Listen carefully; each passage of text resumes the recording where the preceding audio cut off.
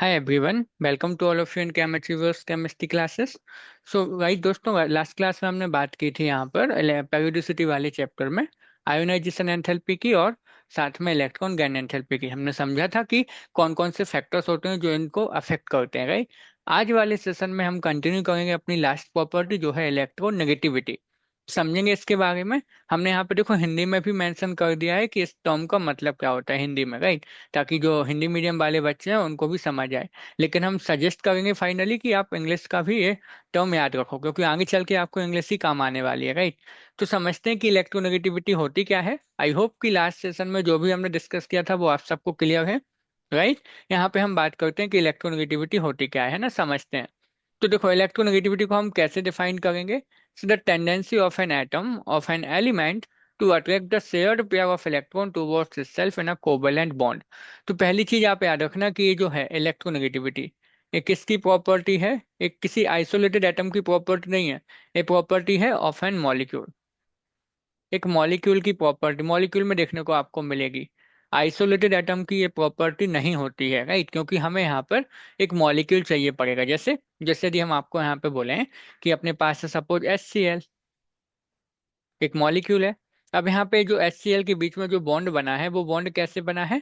एक electron hydrogen ने अपना दिया, एक इलेक्ट्रॉन Cl ने दिया। इस तरीके से ये बॉन्ड बना हुआ है, राइट। अब यहाँ पे होता क्या है, ये जो बॉन्ड बना है इसको नाम क्या देते हैं हम, कोवेलेंट बॉन्ड। ठीक है, इसको आप बोल दो कोवेलेंट बॉन्ड।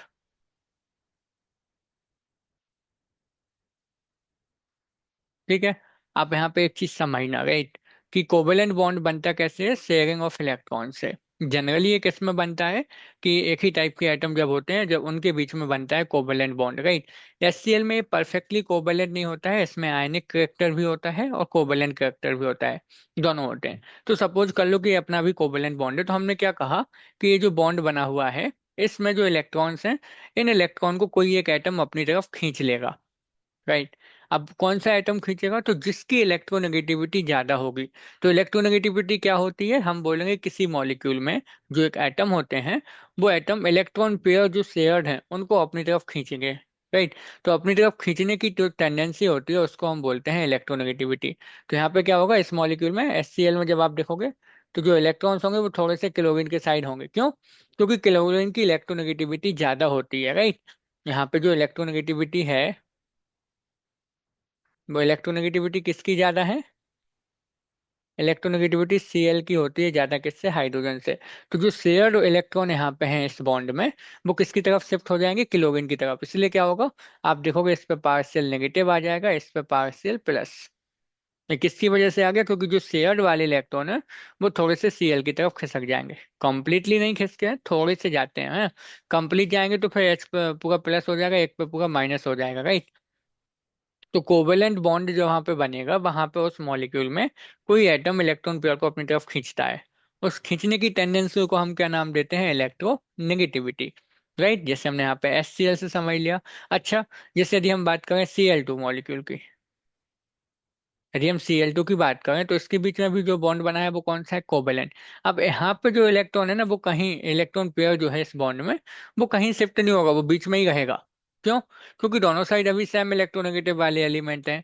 दोनों साइड Cl है, दोनों की पावर सेम है। तो कोई भी इलेक्ट्रॉन कहीं की किसी की तरफ भी शिफ्ट नहीं होगा, वो नॉर्मल आपका मेन पोजीशन पर रहेगा, राइट, इस तरीके से। तो इलेक्ट्रोनेगेटिविटी बताती है कि जो शेयर्ड इलेक्ट्रॉन पेयर हैं वो किसकी तरफ शिफ्ट होंगे, जिसकी इलेक्ट्रोनेगेटिविटी ज्यादा।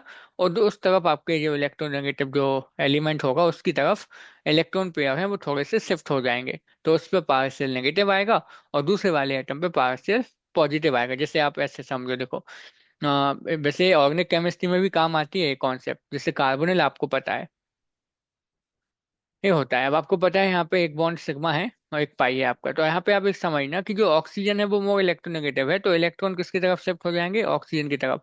तो कार्बन पे आता है पार्शियल प्लस। इसकी वजह से कार्बन कैसा हो जाता है, इलेक्ट्रोफिलिक। तो जब न्यूक्लियोफाइल होगा वो इस पे अटैक कर देता है। ये हम समझेंगे एप्लीकेशंस किसमें, ऑर्गेनिक केमिस्ट्री में। तो एक बहुत बेसिक कॉन्सेप्ट है, काफी जगह पे यूज होता है। तो पहले हमें ये समझना है कि इलेक्ट्रोनेगेटिविटी को मेजर कैसे करते हैं। तो एक चीज याद रखना, ये आइसोलेटेड एटम की प्रॉपर्टी नहीं है। इसके पहले जितनी भी प्रॉपर्टी हमने देखी वो किसकी थी, आइसोलेटेड एटम की थी। अब ये जो प्रॉपर्टी है वो किसकी है, एक मॉलिक्यूल में आपको ये दिखेगी। जब अपने पास कोई कोवेलेंट मॉलिक्यूल्स होगा जिसमें कोवेलेंट बॉन्ड है, तो उसके जो इलेक्ट्रॉन पेयर शेयर्ड है उन दो एटम के बीच में, उसको अपनी तरफ खींचने की जो टेंडेंसी है वो होती है इलेक्ट्रोनेगेटिविटी, राइट। अब यहाँ पे हमें समझना है, तो देखो इलेक्ट्रोनेगेटिविटी को दो स्केल से मेजर करते हैं हम नॉर्मली, जो आपके सिलेबस में है। एक होता है पाउलिंग स्केल और एक होता है आपका मुलिकन स्केल। तो पाउली ने क्या किया था, देखो सबसे पहले ये साइंटिस्ट थे पाउली, जिन्होंने क्या किया था, बॉन्ड एंथैल्पी को मेजर करके इलेक्ट्रोनेगेटिविटी को कैलकुलेट किया था। इन्होंने क्या किया था, बॉन्ड एंथैल्पी को मेजर किया था। जैसे इन्होंने तीन मॉलिक्यूल ले लिए, A2 मॉलिक्यूल ले लिया, B2 मॉलिक्यूल ले लिया, और इन दोनों से मिलके बनेगा AB मॉलिक्यूल। इन्होंने इन तीनों मॉलिक्यूल की सबसे पहले क्या कैलकुलेट की, बॉन्ड एंथैल्पी को कैलकुलेट किया, उसका एवरेज ले लिया, राइट। और उसके बेसिस पर इन्होंने इलेक्ट्रोनेगेटिविटी को कैलकुलेट किया था। तो इनका हमें केवल क्या याद रखना है, फॉर्मूला, राइट। तो chi A minus chi B, x नहीं है, इसको हम काई बोलते हैं, इलेक्ट्रोनेगेटिविटी को काई से रिप्रेजेंट करते हैं, तो chi A minus chi B, that means difference in the electronegativity of the bond A B के, राइट। कितना आएगा ए और बी की इलेक्ट्रोनेगेटिविटी का डिफरेंस, अब वो उस फॉर्मूले से आप देखोगे 0.208, E A B minus E A into A B, A B B into आप इसकी पावर में हो जाएगा हाफ, एंड होल पावर हो जाएगा स्क्वायर रूट, राइट, सबका स्क्वायर रूट। ए बी क्या है यहाँ पे, ए बी बॉन्ड एंथैल्पी है, ए बी बॉन्ड की, ए क्या है, ए बॉन्ड की बॉन्ड एंथैल्पी, और बी बॉन्ड की बॉन्ड एंथैल्पी है, और काई ए काई बी क्या है आपकी, ये इलेक्ट्रोनेगेटिविटी ऑफ द एलिमेंट। तो ये तो इनका फॉर्मूला जो हमें ध्यान रखना है, क्योंकि एग्जाम में डायरेक्टली पूछ लेते हैं फॉर्मूला, इससे रिलेटेड न्यूमेरिकल्स नहीं आते हैं, बस फॉर्मूला पूछा जाता है नॉर्मली। अब यहाँ पे एक चीज समझना, जो पाउली थे, इन्होंने क्या किया, जो मोस्ट इलेक्ट्रोनेगेटिव एलिमेंट होता है पीरियोडिक टेबल में, राइट, जो मोस्ट इलेक्ट्रोनेगेटिव एलिमेंट है कौन सा है, आप सबको पता होगा, मोस्ट नेगेटिव इलेक्ट्रोनेगेटिव होता है फ्लोरीन। उसको इन्होंने वैल्यू कितनी दी थी इलेक्ट्रोनेगेटिविटी की, इन्होंने इसको वैल्यू दी थी 4, असाइन कर दी। पाउली ने जो मोस्ट इलेक्ट्रोनेगेटिव एलिमेंट है उसको उसकी वैल्यू फिक्स कर दी 4, और उसके बाद बाकी सारे एलिमेंट की वैल्यू को डिसाइड किया। तो मोस्ट इलेक्ट्रोनेगेटिव की वैल्यू आपको याद रखनी है 4 है अकॉर्डिंग टू पाउलिंग स्केल। और एलिमेंट कौन सा होता है, फ्लोरीन होता है, राइट। इनकी जो सबसे बड़ी लिमिटेशन थी वो कौन सी थी, या सबसे बड़ी प्रॉब्लम, कि देखो जब ये बॉन्ड एंथैल्पी को मेजर करते थे तो उसको एग्जैक्ट मेजरमेंट नहीं हो पाता है। तो ये इनकी एक लिमिटेशंस आ जाती है, क्योंकि इन्होंने क्या देखा था, कि जो इन्होंने मीन लिया था, बॉन्ड एंथैल्पी का जो एवरेज इन्होंने लिया था, और जो एग्जैक्ट वैल्यू निकल के आती थी, जो उसके अलावा जो एक्सपेरिमेंटल वैल्यू आती थी, वो हमेशा उससे ज़्यादा होती थी।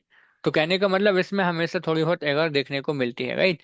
तो ये उनकी लिमिटेशन है कि हम एग्जैक्ट वैल्यू को कैलकुलेट नहीं कर सकते बॉन्ड एंथैल्पी की, राइट। तो यहाँ पे ये चीज ध्यान रखना कि इन्होंने मोस्ट इलेक्ट्रोनेगेटिव एलिमेंट के लिए वैल्यू कितनी दी थी, 4, और इनका ये फॉर्मूला जो हमें ध्यान रखना है, राइट। इसके बाद जो सेकंड था वो आपका बहुत ही सिंपल है, मुलिकन। मुलिकन ने क्या कहा कि जो इलेक्ट्रोनेगेटिविटी होती है वो किसके इक्वल होती है, ये इक्वल होती है average of ionisation enthalpy and electron gain enthalpy. तो आई क्या है, आयोनाइजेशन एंथैल्पी है, ये आपका इलेक्ट्रॉन गेन एंथैल्पी है, और इसका एवरेज आप ले लोगे तो वो उस पर्टिकुलर एलिमेंट के किसके इक्वल हो जाएगी, आपकी इलेक्ट्रोनेगेटिविटी ऑफ दैट है। तो एम क्या है यहाँ पे, एम मोलिकन को रिप्रेजेंट कर रहा है, राइट। और जो मेन हमें यहाँ पे है वो ध्यान रखना है, एक रिलेशन क्या होता है इलेक्ट्रोनेगेटिविटी, जो हम मेजर करेंगे मोलिकन स्केल से, एक इसके लिए है मोलिकन स्केल से जो आप मेजर करोगे, और जो आपने पाउलिंग स्केल से मेजर की, उन दोनों में रिलेशन क्या होता है इस तरीके से, 2.8 into electronegativity of Pauling scale. ये इंपॉर्टेंट है क्योंकि आपसे क्वेश्चन आ सकता है कि वो आपको इलेक्ट्रोनेगेटिविटी की वैल्यू दे दें पाउलिंग स्केल की, और मूल्यांकन स्केल में पूछ लें, तो आपको 2.8 से मल्टीप्लाई करना है, राइट। यहाँ पे आपके लिए लिख देते हैं कि आई क्या था, आयोनाइजेशन एंथैल्पी, ठीक। और यहाँ पे आपका ये क्या है, इलेक्ट्रॉन एफिनिटी होती है, जो कि नेगेटिव होती है किसकी, इलेक्ट्रॉन गन एंथैल्पी के, ठीक।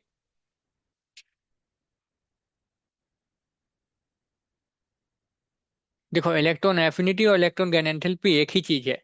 हमने आपको बताया था कि जब किसी आइसोलेटेड एटम में हम एक इलेक्ट्रॉन ऐड करते हैं तो जो एनर्जी रिलीज होती है वो होती है इलेक्ट्रॉन गैन एंथैल्पी, और उसका आप नेगेटिव ले लोगे ना तो वो इक्वल हो जाएगी किसके, इलेक्ट्रॉन एफिनिटी के, राइट। तो इलेक्ट्रॉन एफिनिटी किसके इक्वल होती है, negative of electron gain enthalpy के, ठीक, याद रखना है भी।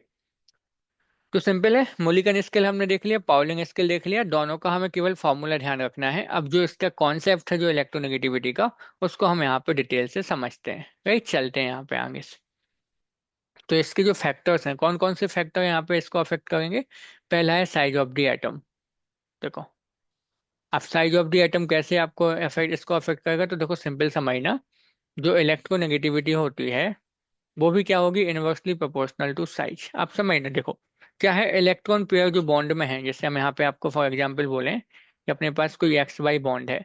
अब इसके बीच में जो इलेक्ट्रॉन्स हैं, इनको कौन अपने साइड खींचेगा? मान लो बाई आपका यहाँ पे इलेक्ट्रॉन को अपने साइड खींचता है। ठीक, बाई अपने साइड इलेक्ट्रॉन को क्या करता है, खींचता है। हम ऐसा कंसिडर करके चल रहे हैं कि जो इलेक्ट्रोनेगेटिविटी है वो बाई की ज्यादा है, किससे, एक्स से। ये हम कंसिडर करके चल रहे हैं सपोज। तो होगा क्या, जो यहाँ पे इलेक्ट्रॉन्स होंगे वो किसकी तरफ शिफ्ट हो जाएंगे, बाई की तरफ। तो इस पे पार्शियल नेगेटिव आएगा, इस पे प्लस आएगा। अब आप इसको समझना, इलेक्ट्रोनेगेटिविटी ज्यादा कब होगी, जब एटम की साइज छोटी है। क्यों? क्योंकि इलेक्ट्रॉन को कौन अपनी तरफ खींचता है, न्यूक्लियस। इलेक्ट्रॉन को कौन अपनी साइड खींचेगा, न्यूक्लियस, नाभिक, है ना। और जब वो न्यूक्लियस के पास में होगा इलेक्ट्रॉन, तभी तो वो अच्छे से खींचेगा। दैट मीन्स जितनी छोटी साइज होगी एटम की, वो न्यूक्लियस के उतने पास होगा, इलेक्ट्रॉन को खींचेगा। तो उसकी इलेक्ट्रॉन नेगेटिविटी ज्यादा होगी। तो इसीलिए इनवर्सली प्रोपोर्शनल होती है साइज। साइज बढ़ती जाएगी तो इलेक्ट्रोनेगेटिविटी कम हो जाएगी, क्योंकि न्यूक्लियस से डिस्टेंस बढ़ जाएगी। राइट, तो इलेक्ट्रॉन को कौन खींचेगा, न्यूक्लियस तो बहुत दूर हो गया उससे, तो उसकी इलेक्ट्रोनेगेटिविटी कम हो जाएगी। देन इफेक्टिव न्यूक्लियर चार्ज, इसको तो आप वैसे भी जानते हो कि जेड इफेक्टिव जितना ज्यादा होगा, साइज उतनी क्या हो जाएगी, कम। और साइज उतनी कम होगी तो इलेक्ट्रोनेगेटिविटी क्या हो जाएगी, देखो साइज कम होगी तो इलेक्ट्रोनेगेटिविटी ज्यादा। तो जितना ज्यादा जेड इफेक्टिव होता है, इलेक्ट्रोनेगेटिविटी उतनी ज्यादा होती है। राइट। देन जो मोस्ट इंपॉर्टेंट वाला फैक्टर अपना है, टाइप्स ऑफ हाइब्रिडाइजेशन, इसको समझना थोड़ा सा। देखो, अभी हमने आपको बताया कि इलेक्ट्रोनेगेटिविटी किसकी ज्यादा होगी, जिसकी साइज छोटी है। ठीक, क्योंकि वो एटम न्यूक्लियस के पास में होगा, इलेक्ट्रॉन को आसानी से खींचेगा। तो अब सबसे पास में कौन सा ऑर्बिटल होता है न्यूक्लियस के? आप सबको पता है, एस ऑर्बिटल होता है। राइट। तो हम कहते हैं कि जो इलेक्ट्रोनेगेटिविटी है वो डायरेक्टली प्रोपोर्शनल होती है परसेंटेज एस कैरेक्टर के। किसकी प्रोपोर्शनल होती है, परसेंटेज एस कैरेक्टर की। जैसे समझना, जैसे हमने आपको हाइब्रिडाइजेशन यहाँ पे दे दिया, एक एसपी ले लो आप, sp2 और sp3। तो परसेंटेज इसका देखो, तो ओवरऑल 100% अपने पास है, ठीक है। यहाँ पे दो ऑर्बिटल हैं तो हम क्या बोलेंगे, 50% एस हो जाएगा और 50% पी। यहाँ देखो तीन ऑर्बिटल हैं तो हम क्या बोलेंगे, एस कितना होगा, 100 को 3 से डिवाइड करो तो 33.3% एस हो जाएगा, बाकी का 66.66% पी, क्योंकि पी के दो हैं। sp3 में आप देखोगे तो 25%, क्योंकि एस अकेला है, पी तीन है तो 75% पी होगा। तो आप समझना यहाँ पे। राइट। हमने कहा जितना ज्यादा परसेंटेज एस कैरेक्टर होगा उतनी ज्यादा इलेक्ट्रोनेगेटिविटी होगी। कैसे समझा? क्योंकि न्यूक्लियस के पास में एस ऑर्बिटल होता है। राइट, यदि मॉलिक्यूल में एस कैरेक्टर ज्यादा है, मतलब इलेक्ट्रॉन एस के पास है, उसकी साइज छोटी होगी तो इलेक्ट्रोनेगेटिविटी ज्यादा होगी। राइट। तो समझ आया ना, एस कैरेक्टर निकालते कैसे हैं? तो देखो, जैसे एसपी में देखो आप, दो ऑर्बिटल थे, टोटल 100% है तो 50-50। sp2 में तीन ऑर्बिटल है, एक एस दो पी, तो तीन है तो तीन में 100% को डिवाइड करो तो 33.33 समथिंग आएगा, है ना, ईच के लिए। तो एस 33.33, पी डबल है तो 66 हो गया। sp3 में टोटल फोर ऑर्बिटल है तो एक का 25, बाकी उसमें तीन पी है तो 75 पी हो गया। इस तरीके से आप देख सकते हो, तो जिस मॉलिक्यूल में, जिस कार्बन में sp हाइब्रिडाइजेशन होगा, उसकी इलेक्ट्रोनेगेटिविटी ज्यादा होगी। अभी हमने हाइब्रिडाइजेशन नहीं सीखा, हम आपको बताएंगे जब केमिकल बॉन्डिंग की हम बात करेंगे तो डिटेल में इसको समझेंगे। राइट। तो आपको क्लियर होना चाहिए कि सिंपल सा फैक्टर जो याद रखना है इलेक्ट्रोनेगेटिविटी का, इनवर्सली प्रोपोर्शनल टू साइज। ठीक। ये तो होगी नॉर्मल बात। जब हम पेरियोडिक टेबल में बात करेंगे तो उसको समझते हैं। तो ट्रेंड इन पेरियोडिक टेबल की यदि हम बात करें तो जब सबसे पहले आपका आएगा अलोंग द पीरियड। देखो, अलोंग द पीरियड यदि हम बात करें, आप जाओगे लेफ्ट टू राइट। यदि हम लेफ्ट टू राइट जाते हैं, जैसे फॉर एग्जांपल आपको हम यहाँ पे बोल रहे हैं, बोरॉन हो गया, कार्बन हो गया, नाइट्रोजन हो गया, ऑक्सीजन हो गया, हेलोजन हो गया। इस तरीके से आप लेफ्ट टू राइट जाओगे तो होगा क्या, आपको पता है जेड इफेक्टिव ज्यादा होता है अलोंग द पीरियड जाने पे। और जेड इफेक्टिव यदि ज्यादा होगा तो साइज क्या होती है, कम। राइट। और यदि साइज कम होगी तो इलेक्ट्रोनेगेटिविटी ज्यादा होगी। तो यदि आपसे कोई पूछता है इलेक्ट्रोनेगेटिविटी का ऑर्डर इन एलिमेंट का, तो आप बिल्कुल बेहिचक बता सकते हो कि फ्लोरीन की तो सबसे ज्यादा होती है, फिर ऑक्सीजन, फिर नाइट्रोजन, फिर कार्बन, फिर बोरॉन, इस तरीके से। राइट। तो लेफ्ट टू राइट जाने पे क्या होती है, साइज कम, तो आपको इलेक्ट्रोनेगेटिविटी इंक्रीज होगी, राइट। अब इन दी ग्रुप आप बोलो, यदि हम ग्रुप में देखें, राइट, तो ग्रुप में जाते हैं डाउन द ग्रुप।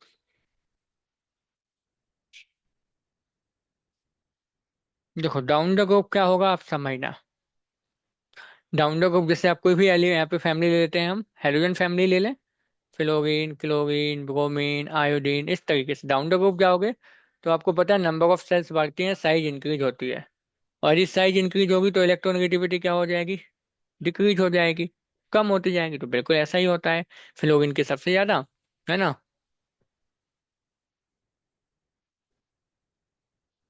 देखोगे आप तो फ्लोरीन के सबसे ज्यादा, then chlorine, then bromine, then iodine, इस तरीके से होता है। तो सिंपल सा है, ग्रुप में देखोगे तो डाउन द ग्रुप कम होती है, और अलोंग द पीरियड आप देखोगे तो ज्यादा होती जाती है। अब एक चीज यहाँ पे थोड़ा सा नोट करना आप लोग, एक आपको फैक्टर बताते हैं। जैसे हो गया अपने पास नाइट्रोजन ले लो आप, ऑक्सीजन ले लो, फ्लोरीन ले लो, इसके नीचे क्लोरीन आएगा, इसके नीचे सल्फर है, फॉस्फोरस। एक ट्रेंड देखो आप, थोड़ी सी जो वैल्यू है ना वो भी आप ध्यान रख सकते हो, कैसे समझना। देखो हमें पता है फ्लोरीन के लिए कितनी दी थी पाउली ने, 4। अब 4 से इधर आओगे ना तो 0.5 कम कर दो, तो इसकी कितनी हो जाएगी आपकी, देखो फिर 4 में से तो उसका आ जाएगा 3.5 वैल्यू। इस पे आओगे तो फिर से -0.5 कम कर दो तो आएगा कितना, 3। समझ आया ना। तो फ्लोरीन से जब आप लेफ्ट साइड की तरफ आओगे ना तो 0.5 इलेक्ट्रोनेगेटिविटी की वैल्यू में कम करते आओगे। और जो ऑक्सीजन की है वही किसकी हो जाएगी, Cl की। और जो इसकी है वो किसकी हो जाएगी, इसकी। राइट, इसी तरीके से जो यहाँ पे कार्बन आएगा, कार्बन की आप देख सकते हो कितनी होगी, -0.5 कर दोगे तो 2.5 हो जाएगी। तो वही हो जाएगी फॉस्फोरस की। इस तरीके से आप ये थोड़ी सी वैल्यू भी ध्यान रख सकते हो कि फ्लोरीन की होती है 4। फिर जैसे जैसे हम जाएंगे लेफ्ट साइड तो 0.5 कम होती जाएगी, और इसी तरीके से आपको क्लोरीन की मिल जाएगी, राइट।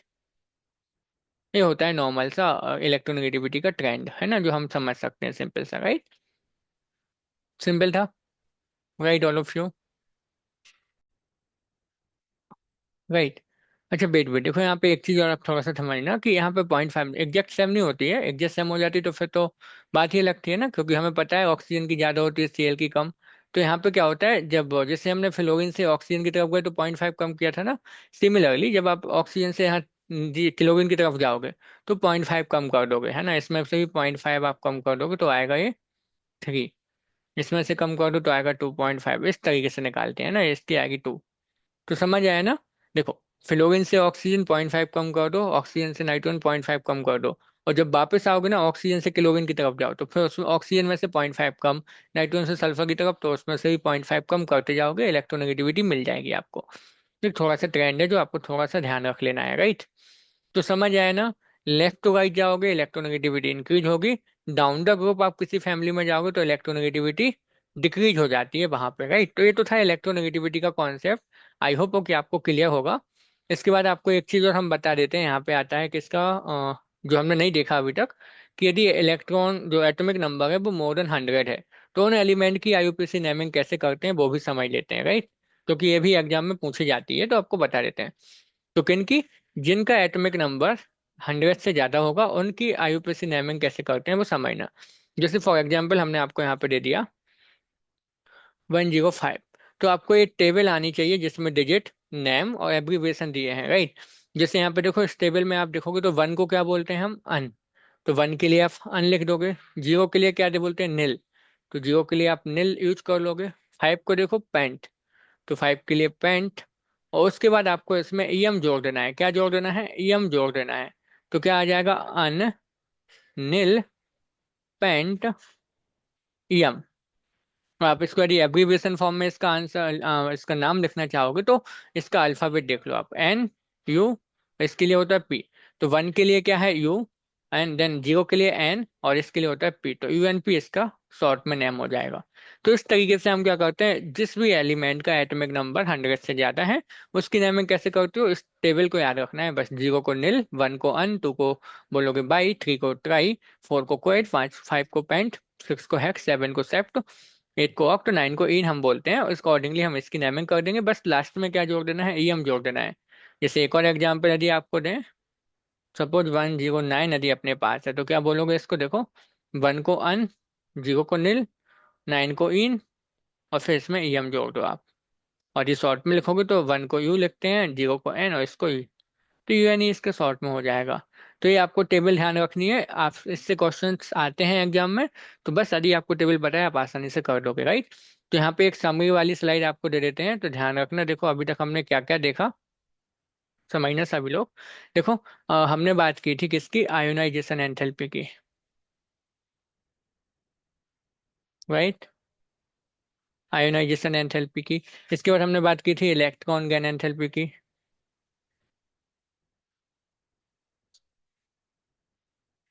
और अभी जो लास्ट में हमने देखा वो कौन सी थी अपनी प्रॉपर्टी, इलेक्ट्रो नेगेटिविटी। तो बस थोड़ा सा आप ध्यान रखना कि ये जो तीनों प्रॉपर्टी हैं वो इनवर्सली प्रोपोर्शनल होती हैं साइज के। ठीक, ये तीनों प्रॉपर्टी किसके होती है, इनवर्सली प्रोपोर्शनल होती है साइज के। ठीक, मतलब यदि साइज ज्यादा होती जाएगी तो आयोनेशन एंथैल्पी कम, इलेक्ट्रॉन गैन एंथैल्पी भी कम और इलेक्ट्रो नेगेटिविटी भी कम होती जाती है। ये हमें फैक्टर ध्यान रखना है। तो जो भी फैक्टर हमने साइज के देखे थे वो सब इससे कंपेयर आप कर सकते हो फिर नॉर्मली, राइट। और इलेक्ट्रॉन गैन एंथैल्पी के केस में आपको हमने एक स्पेशल बताया था कि जो थर्ड पीरियड की होगी, जो थर्ड पीरियड एलिमेंट होंगे उनकी electron gain enthalpy second period element से होती है ज्यादा। ये आपको भी ध्यान रखना है क्योंकि यहाँ से क्वेश्चंस आते हैं। तो इस तरीके से हमने चैप्टर कंप्लीट कर लिया है। अभी हम नेक्स्ट क्लास में क्या करेंगे, इससे रिलेटेड जो भी PYQs आए होंगे उनको हम यहाँ पे डिस्कस कर लेंगे। इस चैप्टर से जितने भी PYQs आए होंगे उन सबको हम यहाँ पे क्या करने वाले हैं, डिस्कस।